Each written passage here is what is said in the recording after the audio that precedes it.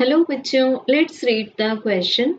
Two identical masses, each of mass m, moving with velocity u1 and u2, collide perfectly inelastically. The loss in kinetic energy is.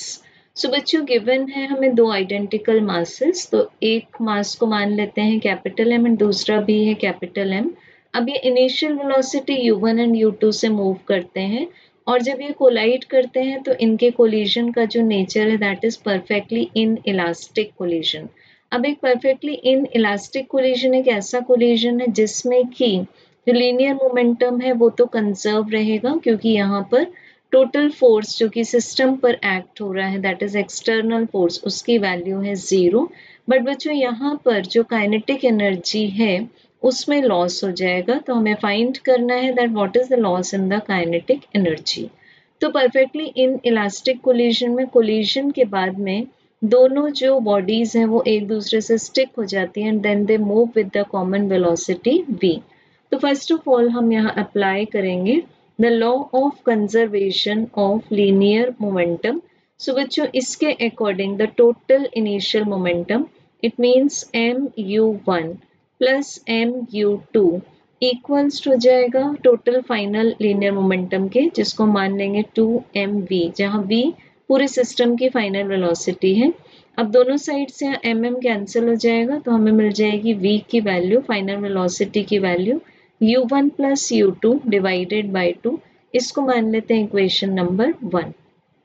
अब बच्चों हमें find करना है यहाँ कि kinetic energy में loss कितना होगा. So this is equals to the initial kinetic energy minus final kinetic energy. तो इनिशियल काइनेटिक एनर्जी को हम लिखेंगे half m u1 square plus half m u2 square और फाइनल काइनेटिक एनर्जी को लिखेंगे हाफ दोनों मासेस मिलाकर हो गए ट्वाइस m और सिस्टम की वेलोसिटी है v सो v स्क्वायर आ जाएगा. ये कैंसिल हो जाएगा. अब इक्वेशन 1 से हम v की वैल्यू को पुट कर देंगे. सो ये आ जाएगा half m u1 square plus half m u2 square minus m. अब v स्क्वायर की वैल्यू को पुट करेंगे. So this is u1 plus u2 whole bracket square and this is divided by 4. So बच्चों अब हम यहाँ से m कॉमन ले सकते हैं एंड डिवाइडेड बाय 2 भी कॉमन ले सकते हैं. सो इनसाइड द ब्रैकेट आ जाएगा u1 square plus u2 square minus u1 plus u2 bracket square divided by 2. So ये आ जाएगा हमारे पास u1 square plus u2 square plus twice u1 u2 and this is whole divided by 2. अब बच्चों हम LCM ले लेंगे तो हमारे पास में LCM आ जाएगा m/2 तो आउटसाइड द ब्रैकेट है. अब इनसाइड द ब्रैकेट LCM में आ जाएगा 2. So this is 2u1 square plus 2u2 square minus u1 square minus u2 square minus twice of u1 u2.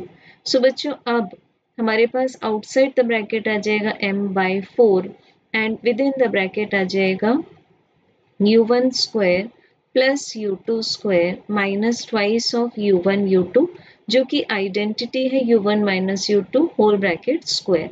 सो इससे हमें आंसर मिल जाएगा. Correct answer as m/4 within bracket u1 minus u2 whole bracket square. So option number C will be correct. Thank you.